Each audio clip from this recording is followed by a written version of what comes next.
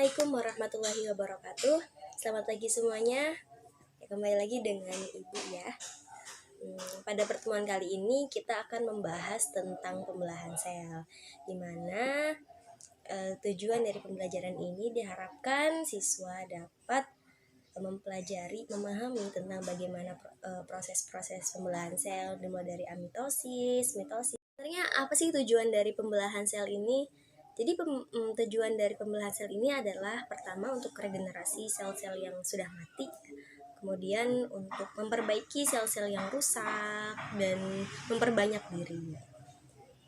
Pada makhluk hidup kan ada sel tumbuhan dan ada sel hewan. Nah, baik pada sel tumbuhan maupun sel hewan, pembelahan sel memiliki 3 macam pembelahan, yaitu pembelahan langsung atau mitosis, pembelahan tidak langsung mitosis, dan pembelahan reduksi atau meiosis. Pembelahan amitosis, pembelahan langsung ya, berarti selnya langsung membelah, tidak ada proses yang lama. Jadi si selnya itu langsung membelah gitu. Nah, ini terjadi pada organisme prokariotik ya, organisme uniseluler, organisme yang bersel satu, baik itu prokariotik maupun eukariotik. Contohnya adalah bakteri, alga biru, kemudian protozoa, itu adalah organisme-organisme uniseluler. Kemudian pembagian inti sel diikuti dengan pembagian sitoplasma. Selama mitosis berlangsung, inti sel memanjang dan tampak benang di dalamnya. Kemudian dengan adanya tekanan inti sel, si inti sel ini akan terbagi menjadi 2, kemudian diikuti dengan pembagian sitoplasma sehingga terbentuk 2 sel anak yang sama. Jadi pertama itu pembagian inti selnya itu inti sel nukleus, kemudian membelah diikuti oleh sitoplasma. Jadi begitu inti sel membelah, sitoplasma juga mengikut langsung membelah, langsung terbelah. Itulah kenapa amitosis ini dikatakan sebagai proses pembelahan sel secara langsung. Sekarang kita membahas tentang mitosis ya, pembelahan mitosis. Pembelahan mitosis ini adalah pembelahan yang terjadi pada sel somatik atau sel tubuh autosom ya, sel tubuh yang diawali dengan siklus sel. Nah, pada tumbuhan mitosis hanya terjadi pada daerah meristem seperti ujung batang dan ujung akar. Nah, pada sel tumbuhan, mitosis ini hanya terjadi pada jaringan-jaringan meristem, sedangkan pada sel hewan ini terjadi di seluruh jaringan tubuh. Oke. Nah, jadi diawali dengan siklus sel. Kita bahas siklus sel ya. Jadi siklus sel itu ada 3, ada interfase, kemudian proses pembelahan sel, dan yang terakhir adalah sitokinesis. Kita bahas interfase ya. Nah, interfase itu apa sih? Interfase itu sama dengan fase persiapan atau fase istirahat, bisa juga dibilang ya. Ada 3 tahap proses interfase ini. Tahap interfase ini pertama adalah gap 1 atau growth primer, tulisannya G1 ya. Yang terjadi penambahan pada gap 1 ini terjadi penambahan volume dan massa sel karena terjadi duplikasi organel sel. Apabila sel bertambah banyak, maka organel sel juga perlu diperbanyak untuk mengisi sel baru. Jadi pada fase gap 1 ini sebelum inti selnya membelah, maka diperlukan organel selnya seperti mitokondria, vakuola, kemudian badan Golgi, sitosol, kemudian apalagi ya, itu organel selnya itu memperbanyak dulu. Maka dari itu pada fase interfase ini selnya berat, jadi dia ada penambahan massa dan volume pada sel.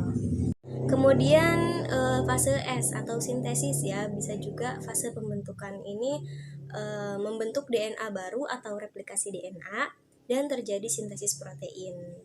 Kemudian gap 2 atau growth secondary, ini terjadi penyelesaian semua proses yang belum selesai pada gap 1 dan S untuk siap mengalami pembelahan. Jadi pada gap 2 ini dia fase persiapan, jadi mempersiapkan diri. Jadi apa-apa yang belum kurang, apa-apa yang belum membelah gitu, organel yang belum membelah ini akan selesai pada tahap 2 ini. Siklus sel ini juga setelah tahap interfase, Kemudian ada tahap pembelahan mitosis. Pembelahan mitosis ini ada berapa tahap ya? 1, 2, 3, 4, 5. Ada 5 tahap, ada 4 tahap ya, biasanya 4 tahap. Ada 4 tahap di mana diawali dengan profase, kemudian metafase, anafase, dan telofase. Nah, pada tahap profase ini terjadi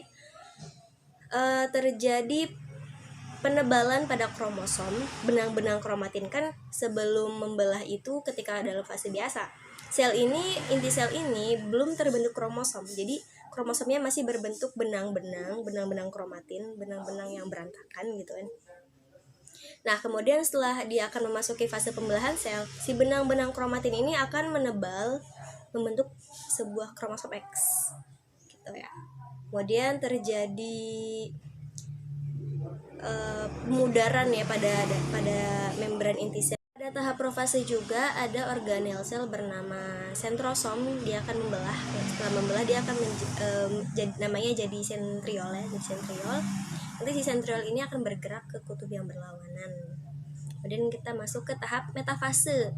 Nah, di metafase ini sentriol sudah bergerak ke arah yang berlawanan, ke kutub yang berlawanan. Kemudian sudah terbentuk benang-benang spindle ya. Benang-benang spindle seperti jaring laba-laba, tapi bukan ya. Benang spindle ini kemudian dan si kromosomnya itu sudah bergerak ke bidang ekuator. Jadi si benang spindle-nya mengikat kromosom di bidang ekuator di tengah. Yang XXX itu adalah kromosom. Kemudian ada yang panjang-panjang itu adalah benang spindle. Kemudian tahap anafase. Nah, di tahap anafase ini benang spindle menarik kromosom masing-masing kromosom ke kutub yang berlawanan. Nah, jadi pada tahap anafase si kromosomnya ini ditarik ke kutub yang berlawanan. Kemudian tahap telopase ini sudah terbentuk inti sel ya, 2 inti sel. Sudah terbentuk 2 nukleus pada satu sel. Kemudian terjadi sitokinesis. Sitokinesis ini adalah ya, sel yang tadinya begini kemudian akan melekuk ya, si sitoplasmanya melekuk, terjadi pelekukan pada sitoplasma, kemudian dia akan membelah. Jadi bedanya amitosis dengan mitosis adalah ketika si amitosis ini dia pembelahannya langsung, kalau amitosis ini panjang prosesnya, ada profase, metafase, anafase, dan telofase.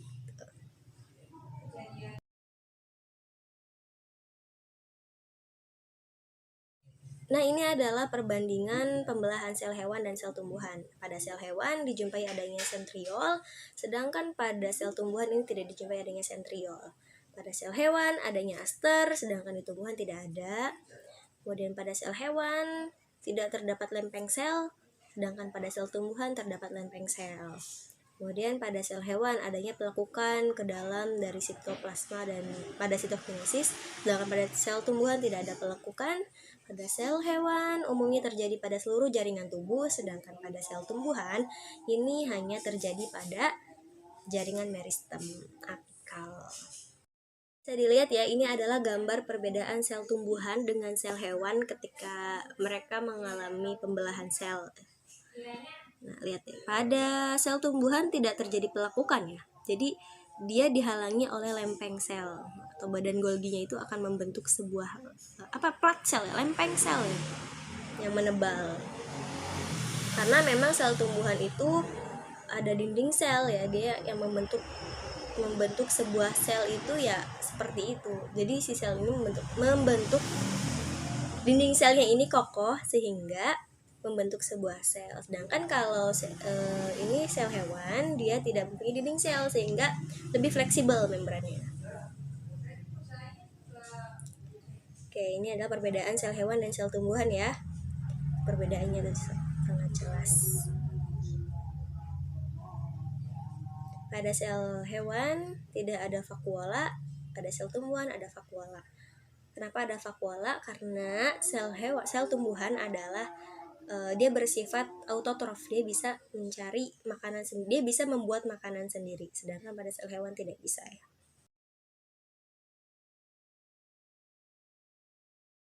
beralih ke pembelahan sel, meiosis ya. Meiosis terjadi 1 kali duplikasi kromosom pada sel induk, dilanjutkan dengan 2 kali karyokinesis atau pembelahan inti dan pembelahan sel.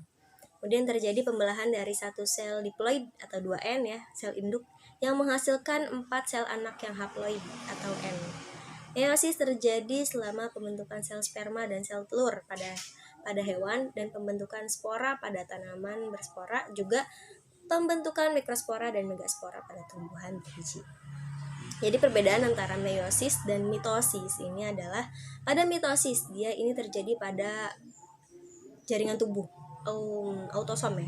Sedangkan pada meiosis ini terjadi pada gonosom atau sel kelamin.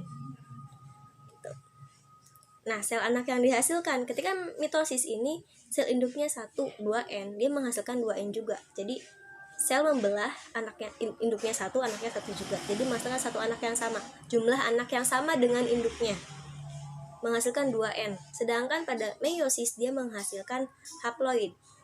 Jumlah sel yang haploid atau 4 anak. Jumlahnya tidak sama dengan induknya. Seperti itu. Adalah gambar tahapan meiosis ya. Profase, metafase, anafase, telofase sama ya.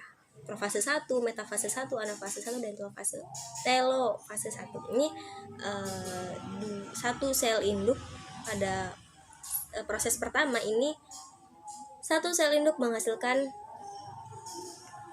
2N kan, 2 diploid ya. Kemudian yang 2N ini dia akan membelah lagi menghasilkan 4 sel anak pada profase 2, metafase 2, anafase 2, dan telofase 2 yang menghasilkan 4 anak. Ibu ingatkan lagi ya, jadi perbedaan antara pembelahan sel mitosis dan meiosis ini terletak pada pertama adalah jumlah sel anak yang dihasilkan. Pada mitosis ini jumlahnya diploid atau 2N, sel induknya 1, anaknya 1 juga. Sedangkan pada meiosis ini jumlah sel anak yang dihasilkannya adalah haploid, 4 sel anak. Oke, terus terjadi di mana? Nah, pada mitosis terjadi di seluruh jaringan tubuh. Umumnya terjadi di seluruh jaringan tubuh, sedangkan pada proses meiosis ini hanya terjadi pada sel kelamin atau gonosom ya. Baik, mungkin sekian yang dapat Ibu sampaikan. Terima kasih atas perhatiannya, mohon maaf atas segala kurang-kurangnya. Kalau ada pertanyaan, mari kita diskusi di kolom komentar ya, kolom komentar GCR. Jangan sungkan untuk bertanya ke Ibu. Sekian, terima kasih. Wassalamualaikum warahmatullahi wabarakatuh.